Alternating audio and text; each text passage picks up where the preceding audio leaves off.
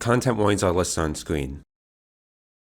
Honestly, don't feel like writing an intro for this video because I just want to get straight to the point. Also, if I sound different, it's because I got sick, so bear with me please. Everyone who's clicked on this video knows who Doug Walker, aka the Nostalgia Critic, is at this point. The internet reviewer who rose to fame from his character overreacting to bad movies he remembered as a kid, and has gone on to become some sort of celebrity, including helping create the multi-creator platform, that guy with the glasses, now named Channel Awesome. Nowadays, his influence has impacted the internet for both the better and for the worst, mostly the worst. But this video is not about how Doug has a lot of bad takes, bad videos, and especially how his fans' over-reliance on his opinions have negatively affected media literacy for reasons I get into here, because those have been talked to death at this point, and not what this video is even about. Allow me to fill you in. As many of you are aware, in 2018, Channel Awesome was faced with a massive scandal known as #ChangeTheChannel, in which the company faced accusations ranging from minor things like lack of communication and incompetence, to horrifying stuff like abuse, manipulation, greed, and even misconduct. The company made two public statements in response to the scandal that were infamous for refusing to take any blame and villainizing the producers instead of just a simple apology. As a result of this, all of the producers left had quit the site, with the exception of Brad Jones and Guru Larry. The latter would later be fired. The general consensus at the time was overwhelmingly against the company, including CEO Mike Machad and Doug Walker. Despite Doug being considered solely a producer, not only is he the face of the Channel Awesome brand, but he is also part of many of the company's business decisions. But I'll get back to that. Fast forward to the present, and you'll notice that a lot of people are singing a different tune. Suddenly, Doug was seen as this nice guy who has not only redeemed himself, but was wrongly vilified by the cancel culture mob, and the entire document that got Channel Awesome canceled is full of lies.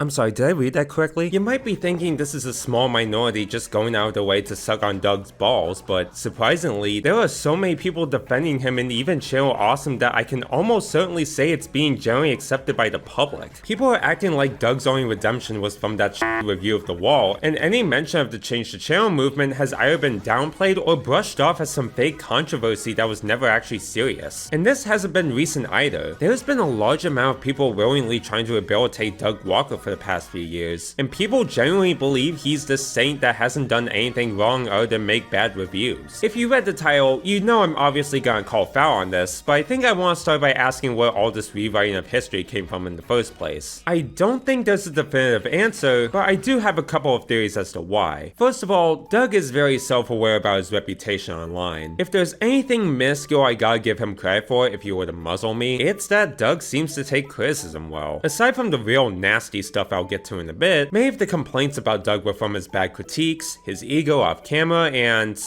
whatever his review of The Wall was. And in some interviews and live streams he's done, he does acknowledge the backlash towards him, even if he never actually apologizes. But he does acknowledge it. Which brings me to my second theory.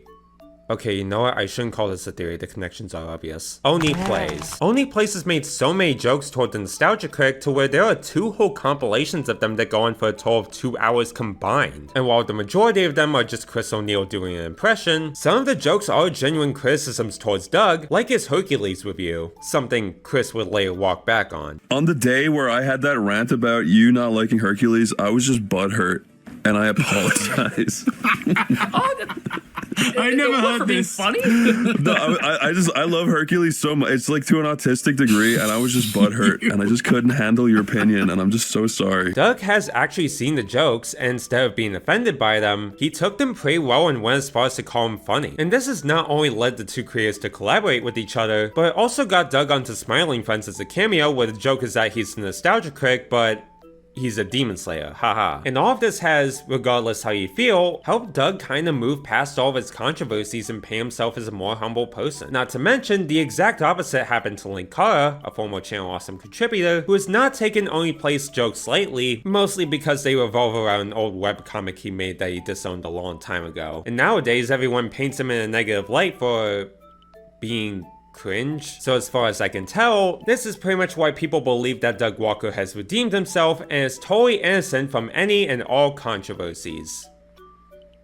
But this ain't defense video, all of this is obviously bullshit. There is a lot of misinformation being spread by Channel Awesome loyalists in an attempt to present Doug as this squeaky clean guy who at worst made bad reviews, when doing just the littlest of research easily disproves such misinfo that is actually kinda laughable. So let's start from the beginning. Doug, at best, has acknowledged change the channel a couple of times, most prominently in his interview with Double Toasted, where he said that a leading problem was that the Channel Awesome company tried to go too big, thus resulting in a lack of communication. While it may seem like he's owning up to it, this is a serious downplay of what actually happened behind the scenes, and ignores the multiple other accusations against the company, including Doug himself. Speaking of which, there are quite a few accusations against Doug in the document that are far more damning than a lack of communication and somewhat of an ego. Just to name a few, during the production of To Boldly Flee, one of CA's anniversary movies, an extended joke was added into the initial script featuring Lynn Carter and Lindsay Ellis, aka the Nostalgia Chick, whom the latter was an open victim of SA. Not to mention, her character in the movie was a parody of Star Trek 7 of 9 named 60 of 9. Yeah, I totally don't see how this looks bad. Lindsay expressed how uncomfortable she was doing the joke, but Doug, still wanting to keep it in, toned it down instead of cutting it all together, which is what you see in the final film.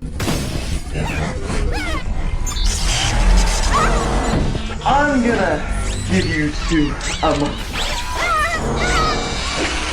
And yeah, even though the chat logs show Lindsay being okay with the new cut of it, which is very odd if you ask me, that still doesn't make Doug look okay. And then there's the story of where a few anonymous contributors shared their experience with another anonymous contributor that had groomed and essayed them, and alleged that the company took a year to kick him off the site. In the infamous Our Response blog post, the company rebuked this by claiming it only took them 3 weeks to kick the pedo off, and showed chat logs from Skype as proof. But because they left the dates uncensored, people were able to piece together that the predator was the late Justin Carmichael, aka Jew Wario, who took his own life in 2014. And after his death, Doug, knowing everything he did in his history, made a touching tribute video saying nothing but positive things about Justin. Now I know you're probably gonna look at this and go, well, it's been years since the whole scandal, so Doug has probably moved on and improved. Yeah, keep inhaling that copium, buddy. Not only has he, again, downplayed the whole thing to just we went too big, but he's never apologized for any of it. Not even a single sorry. While he never was directly an abuser, he still heavily contributed to a very toxic work environment, and that's something he never once acknowledged. Bringing up how Mashad apparently owns the Nostalgia Critic IP to make it look like Doug is this hopeless employee to a big bad CEO is not only painfully ignorant and naive, but it's also completely irrelevant considering that Doug is literally the face of Channel Awesome. He created the That Guy with the Glasses website with Mashad, and is heavily involved with numerous business decisions, as well as his brother Rob. Doug may say he's not a business person,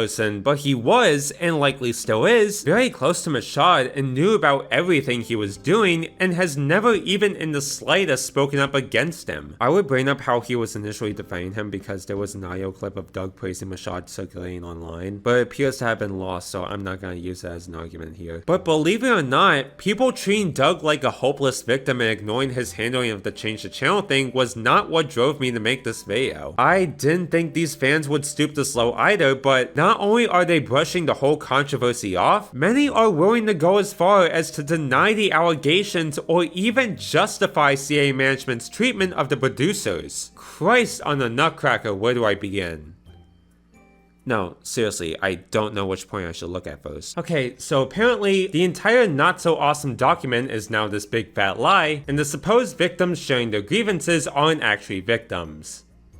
How exactly? Sure, there are a few pieces of info that seem off, but most of the expose I've seen on the document has been nothing but victim blaming and oh, you just weren't doing your job, and like, you're doing the corporate battle for them at this point. Are you sure they aren't paying you? They also used the company's second response where they antagonize all of the accusers as a source, which, firstly, again, you're just blowing them off. And secondly, that's funny because there are multiple facts in that response that they back up with zero evidence. Actually, I'll go over some of them right now. Accusation. A few content partners allege a misogynistic work atmosphere by Channel Awesome. Fact. Channel Awesome's current and former female staff, including Tamara Chambers, Rachel Tights, Ayanna Wade, and Heather Roos, have had vastly different experiences than the ones described. Yeah, we have black friends, so we can't be racist. Accusation. Holly Brown makes numerous accusations throughout the document. Fact. Holly Brown is a former employee and shareholder who was allowed to resign. Unfortunately, her accusations are not true and are vindictive subjective in nature. Okay, ignoring how they don't even provide any reason as to why her claims are supposedly lies, but saying she was allowed to resign does imply they indeed fired Holly. She did post evidence on her former Twitter, but sadly it doesn't look like it's been archived. Still doesn't contradict what she said though. Accusation. Sean Faust accuses former Channel Awesome COO and founder, Michael Ellis, of a conversation of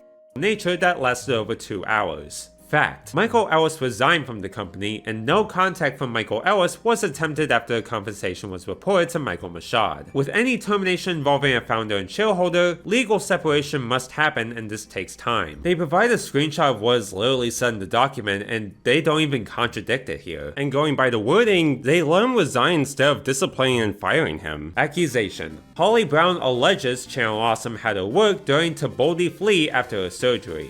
Fact. During this time, Robert Walker, Doug Walker, and Michael Mashad told her she did not have to work. Site updates were performed by others as she recovered. Now, they do provide a screenshot to back up their claim, and guess what? This ain't a contradiction either. Because while it does show management offered Holly a ride to the hospital, keep in mind that her accusation was that they made her work on the movie after her surgery. This chat looks to take place before it. What happened after the procedure? They don't answer that. And I'm not gonna read this one for how long it is, but they refuse the accusation of their producers getting unpaid by doing this corporate battle talk of, oh, there were these agreements and we gave you all this attention, you still lied about paying them. I'm not the kind of guy who tells people to believe every allegation on the internet, but a document made by 21 people who worked on the site and has been supported by most of the other contributors should legitimize that shady shit was going on behind the scenes. But even without refuting said allegations, you still got the people who believe that all of the actions made by Channel Awesome are justified because the producers who made the document turned out to be shitty people themselves.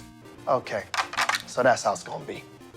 Y'all wanna play? I couldn't find much on what happened to many of the Channel Awesome producers after they quit the site, but I will note that some of them have gotten into quite a bit of controversies, albeit controversies that are as serious as a Tyler Perry movie. As far as I'm aware, at least most of the producers who left didn't turn out to be terrible people, and many of the supposed callouts are just petty Twitter beef, out of context statements, and just the most blatant straw grasping. But for the sake of my point, let's say that most of these producers did turn out to be pieces of shit with very nasty allegations against them. Does that suddenly justify how Channel Awesome treated them and everything they've been through?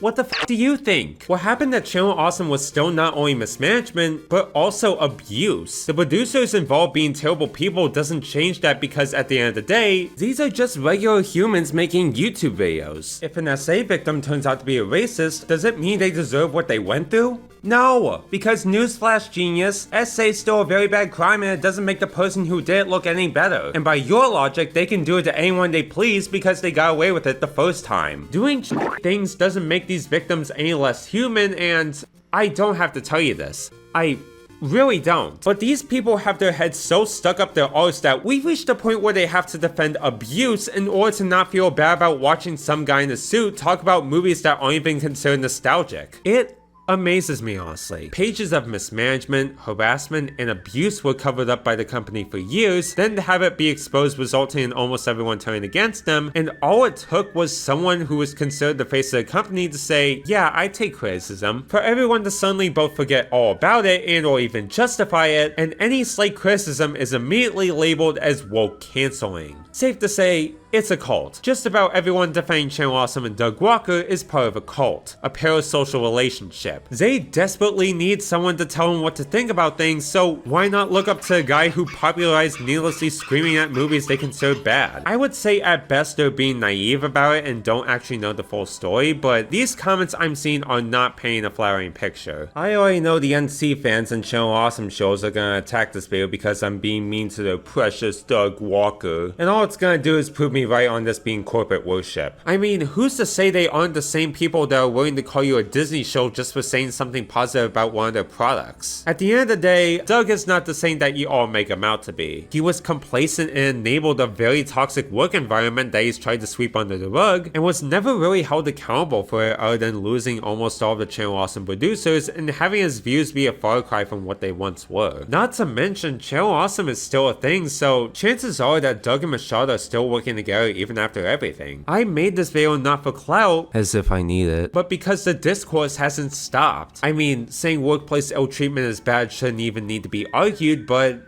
here we are. So in closing, please stop defending Doug Walker and Channel Awesome. They are not gods, they are not victims of cancel culture, and they especially aren't going to fuck you. There's no justifying their actions, and trying to create a revisionist history on the whole situation so you can continue to blow them off, all in all makes you look more pathetic. I've got nothing else to say. If you don't care, then you don't care. So be it. But please stop defending this crap. Until next time, I'm Miyachi. See you later, Tama friends.